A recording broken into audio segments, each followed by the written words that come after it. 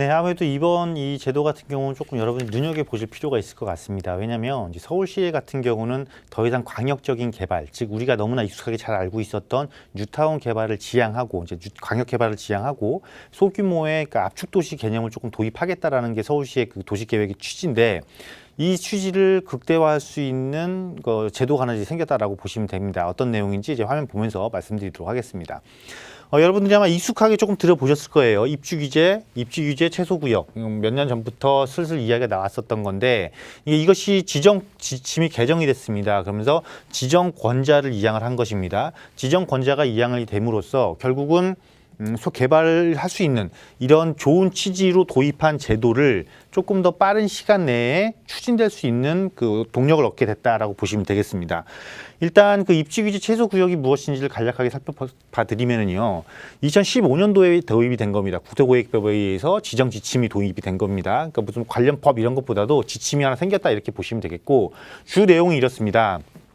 도시 지역에서 복합적인 토지 이용 어떻게 해서 그러면 도시 정비를 촉진하고 지역 거점을 육성을 하겠다 이런 지역에다가 지정을 한다라는 것입니다. 그래서 그럼 도대체 이 지역 거점 중에서도 어떤 지역들이 우선순위를 갖고 지정이 될 것이냐라는 것을 이 지침에 보면은 5개의 큰 틀을 만들어 놨습니다. 그 중에서 제일 먼저 딱 보시게 되면 도시와 도시 기본 계획, 군 기본 계획, 그러니까 도시 기본 계획이죠. 도시 기본 계획에서 도심 부도심 또는 생활권의 중심 지역, 특히 서울 같은 경우는 최근에 생활권 계획, 권역별 생활권 계획을 발표를 하면서 각 거점을 다 지정을 했거든요. 그러니까 서울과 완전히 밀접한 연관이 있는 것이다라고 보시면 되겠고요. 두 번째 지정 받을 수 있는 곳이 보게 되면 철도 역사, 터미널, 항만, 공공청사 이렇게 해서 기반 시설 중 지역의 거점 역할을 수행하는 시설을 중심. 그러니까 그 지역 내에서 서울을 제외한 타 지역도 마찬가지입니다. 서울을 포함해서 서울은 당연한 것이고 그럼 서울을 벗어난 수도권이나 지방도시는 어떻게 되냐. 그런 도시도 지역의 거점 역할을 수행하는 주요 시설이 있는 곳을 중심으로 지정을 할 수가 있다라는 것이고 세 번째로는 3개 이상의 노선이 교차하는 대중교통 결절지, 즉 서울 같은 경우는 아무래도 트리플 역세권이 해당이 될 것이고요. 만약에 3개의 노선, 그러니까 3개의 노선이라는 것을 썼지 꼭 이게 지하철이나 철도라는 말은 없습니다. 그래서 보편적으로는 우리가 간선도로, 그럼 간선도로 플러스 지하철 이렇게까지 생각을 하시면 됩니다. 당연히 지하철이 3개 노선이 지나가는 건 당연할 것이고 간선도로 플러스 지하철도 이 간선도로 자체도 하나의 지하철 노선으로 친다. 그럼 간선도로가 어떤 개념이냐면 여러분 그 버스 전용차로 아마 생각해 보시면 될 거예요. 버스 전용차로가 있으면 그건 간선도로다라고 좀 쉽게 이해를 하시면 되겠습니다. 그리고 네 번째로는 도시 및 주거환경 정비법에 따른 노후 불량 건축물이 밀집한 주거지역이나 공업지역.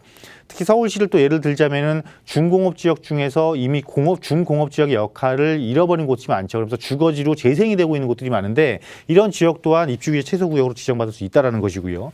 자, 마지막으로 도시재생 활성화 및 지원에 관한 특별법에 따른 도시재생 활성화 지역 중에서 경제기반형 활성화 계획. 이 도시재생 활성화 지역을 보면은 근린생활 중심형, 경제기반형 이런 여러 가지 한 3가지 종류가 있거든요. 그 중에서 경제기반형 활성화 계획을 수립하는 지역이 입주규제 최소구역으로 지정될 수 있는 조건을 갖춘 곳이다라고 보시면 됩니다. 따라서 이 5개의 조건 중에서 하나 이상의 조건을 갖고 있는 또 더 많은 조건을 갖고 있다라면 지정을 가장 먼저 될 확률이 상당히 높겠죠. 그래서 하나 이상에도 해당되는 지역들은 더욱더 여러분 많은 관심을 가지셔야 된다라고 보시면 되겠고요.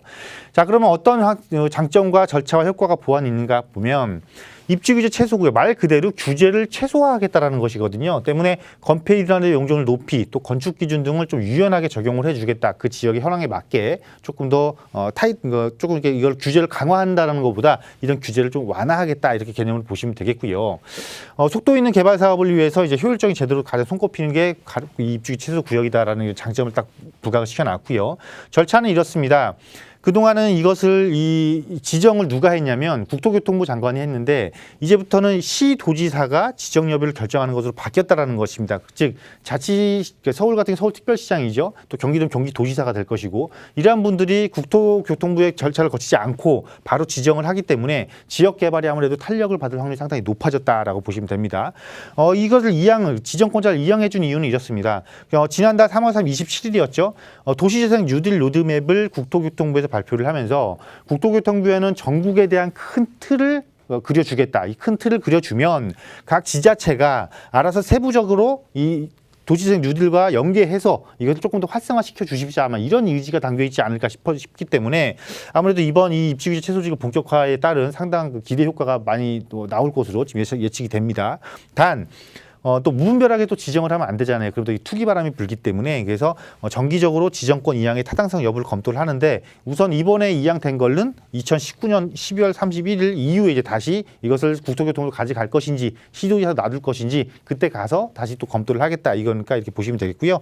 최종적으로 하나 이제 그 모델이 이렇게 나왔다라고 보시면 됩니다. 그래서 이렇게 도시를 각각이 그 따로따로 떨어져 있는 것을 어떤 그 중심 지역, 중심 지역, 중심역과 도심의 거점 지역을 중심으로 이렇게 조금 더 창조적인 공간으로 만들어내겠다. 즉 직주 근접 우리가 중요시 여기죠. 직주 근접 정시 그러니까 한마디로 복합 도시 생각하시면 됩니다.